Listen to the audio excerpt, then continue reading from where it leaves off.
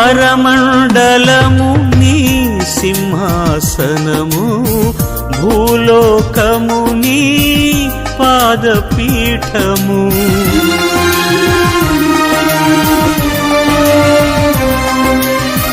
పరమండలము నీ సింహాసనము, భూలోకము నీ పాదపీఠము. విరిగి నలిగిన నా దీన హృదయము నీకు ఆలయమా దేవా, నీకిదే స్తుతి యాగము. నీకు ఆలయమా దేవా, నీకిదే స్తుతి యాగము. అద్భుతకరుడా, ప్రేమ స్వరూపుడా, జగతికి రక్షకుడా, నా యేసుదేవుడా. Praise the lord. ప్రభువైన యేసయ్య నామములో మీకు శుభములు కలుగును గాక. నేటి వాగ్దానం యిర్మీయా గ్రంథం 15వ అధ్యాయం 20వ వచనం. నిన్ను ఇత్తడి ప్రాకారముగా నేను నియమించెదను. ఆ సహోదరి సహోదరుడా, దేవుడు అంటున్నాడు, నిన్ను ఎలా చేయబోతూ ఉన్నానంటే ఇత్తడి ప్రాకారముగా నియమించబోతూ ఉన్నాను, చేయబోతూ ఉన్నాను అని అంటున్నాడు. ఈరోజు ఒకవేళ నీ స్థితి ఎలా ఉందో కానీ నిన్ను ఇత్తడిగా ప్రాకారముగా చేస్తాను అంటున్నాడు. ఇత్తడి లోహం దేనికి సాదృశ్యం అంటే స్థిరత్వము, స్ట్రాంగ్, స్థిరమైన బలమైనటువంటి లోహానికి సాదృశ్యం.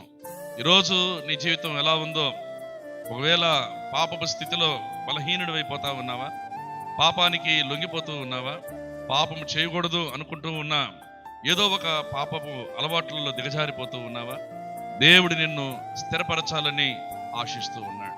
నిన్ను స్థిరపరిచి బలపరిచి ఆయన సాక్షిగా నిన్ను నిలబెట్టాలని దేవుడు ఆశిస్తూ ఉన్నాడు. నీ భక్తి జీవితంలో దేవుడు నిన్ను స్థిరపరచాలనుకుంటున్నాడు. అలాగే నీ కుటుంబ జీవితంలో ఒకవేళ సరైనటువంటి ఆశీర్వాదం లేక సమాధానం లేక ఉంటూ ఉన్నావా, ఆ యొక్క ఇత్తడి ఏ రీతిగా స్థిరత్వాన్ని కలిగి ఉంటూ ఉందో అలాగూ నీ కుటుంబ పరిస్థితులను దేవుడు స్థిరపరచాలని ఆశిస్తూ ఉన్నాడు. ఒకవేళ ఉద్యోగంలో స్థిరత్వం లేకుండా, స్థిరమైన ఉద్యోగం లేకుండా కష్టపడుతూ ఉన్నావా, దేవుడు అంటున్నాడు నిన్ను ఇత్తడి ప్రాకారంగా నియమించబోతూ ఉన్నాడు. నువ్వు నమ్మినట్లయితే దేవుని మహిమను చూస్తావు.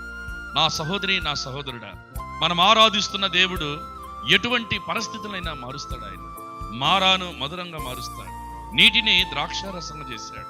అనేక మంది జీవితాల్లో వెలుగును ప్రసాదించాడు. బ్రతుకులను మార్చే దేవుడు ఆయన. ఆయనే నేను ప్రకటిస్తున్నటువంటి ప్రభు అయిన యేసయ్య. ఈరోజు ప్రభువా, నా జీవితాన్ని స్థిరత్వం లేకుండా నీరసెల్లిపోతూ దిగజారిపోతున్నటువంటి నా జీవితాన్ని ఒక ఇత్తడి వలె ప్రాకారంగా స్థిరపరుచయ్యా, ఆశీర్వదించయ్యా అని యేసయ్య పాదాల దగ్గరకు వస్తే ఆ యేసయ్య తప్పకుండా నిన్ను ఆశీర్వదిస్తాడు. నిన్ను ఒక స్థిరమైనటువంటి భక్తిపరుడుగా అన్ని విషయాల్లో బలపరుస్తాడు.